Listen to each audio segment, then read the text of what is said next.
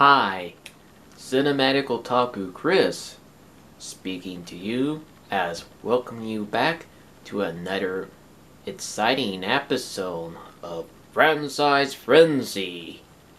Last time, we took a look at Quadrilogy of Terror, or Part 4, in which we bid farewell to some franchises, as there's 7 right now, to which we've made it to level 5, or high 5. Literally, that is the name of this month's episode.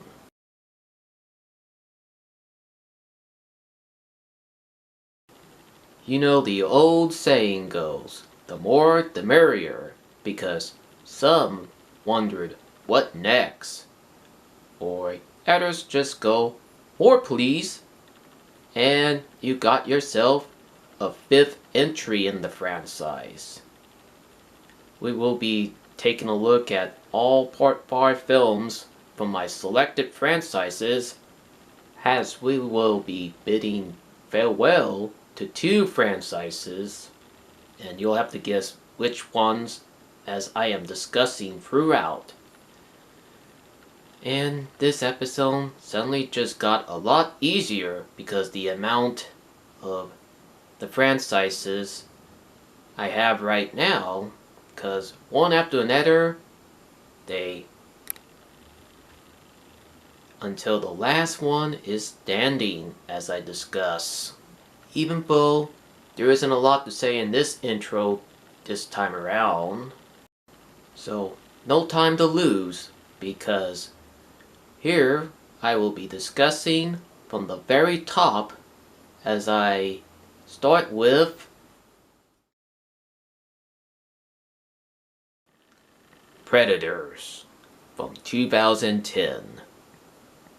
After 2 decades without a sequel, it was time to bring back the Predator franchise, the 3rd film, this time produced by cult favorite Robert Rodriguez of films such as Desperado, From Dusk Till Dawn, and Machete. In this sequel, we have a few people fallen into a strange new world as they fight for survival, with not just one predator, but a bunch more, including some all-new creatures related to the predator.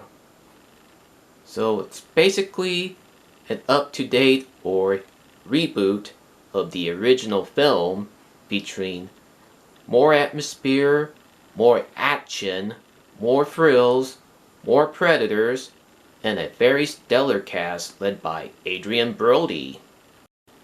I even caught it on the big screen when it was first new, and was a huge good surprise to see the franchise was finally coming back. Yet, those creators always take their time in coming up all new ideas after all these years since Predator 2, despite the Alien vs. Predator crossover. And as for this sequel, we even got to see a better glimpse in learning more of what was yet to come in the Predator-verse. This is where I highly rate Predators in this month's episode ranking.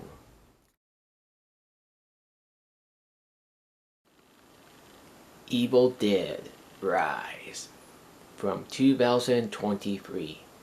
10 years after remaking the iconic cult horror classic, Terror finds a new home, and it's up an entire giant apartment residence. Although I've discussed a lot about this latest entry in the Evil Dead franchise since I first caught it new on the big screen last year, and my goodness, it's already been a year since I first saw it, eh? Time flies, though. But still, I enjoyed that entry all the way. Still scares me, yet it leads to an epic, bloody final act that also pays plenty of homage to Evil Dead 2 Dead by Dawn. And I still find that Book of the Dead translation recording on a vinyl record rather through a tape recorder quite cool, since it gives a modern day twist in a typical Evil Dead film you'd expect there. Plus, don't forget to keep an eye out for Bruce Campbell's cameo somewhere in the film, because it's not Evil Dead without Bruce Campbell, though. This is where I highly rank Evil Dead Rise in this month's ranking of Franchise Frenzy.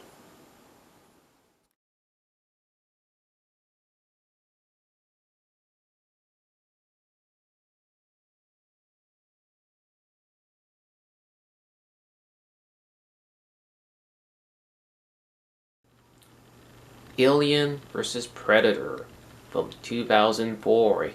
Here we go again in discussing this entry, which this time I won't discuss too much since it's already been mentioned in episode 3, yet I do like to make a few extra comments this time around.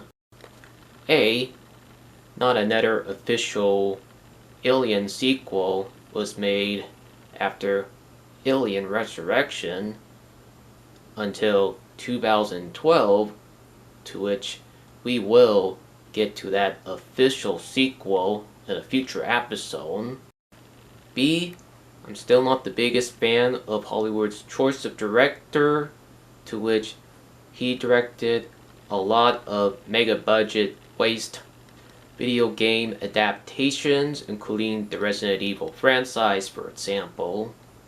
But I do like Event Horizon, which being his only decent film in my opinion.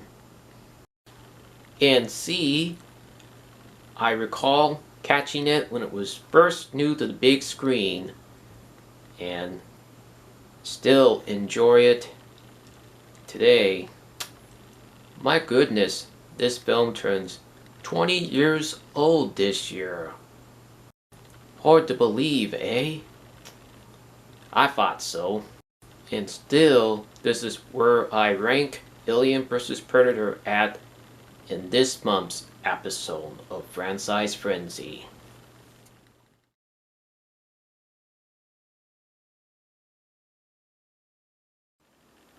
Curse of the Blind Dead from 2020, a recent first-time viewing.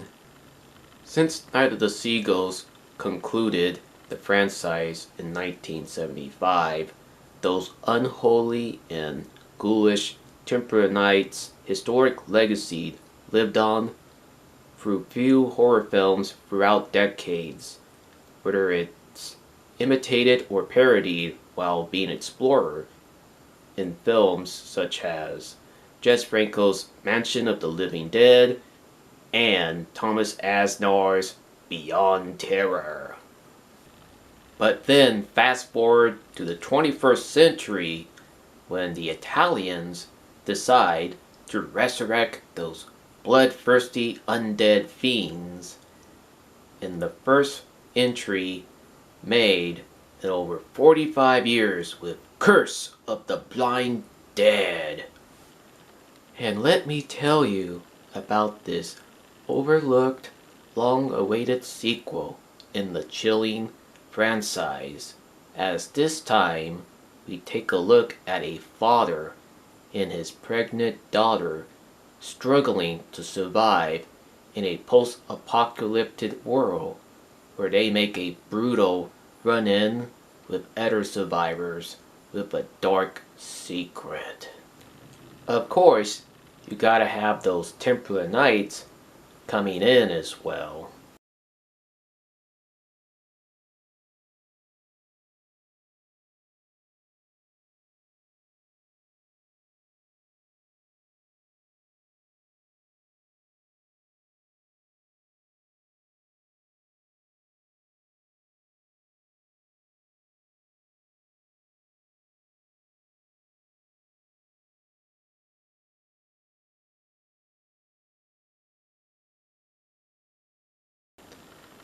Can I mention that final scene is a huge shock as it leaves viewers wondering, what next? Overall, it's a decent entry in the franchise as it delivers some real chills. Yet, it's an independent film done in the style of Hollywood. Despite some background shots, though. And how those temporary nights were designed is no longer scalatory mode. And this time, they move fast and they kill easily. Yikes! Personally enjoyed it all the way. As for, I'm finally glad that I can complete my journey into viewing the Blind Dead franchise all the way. This is where I rank Curse of the Blind Dead in between this month's ranking.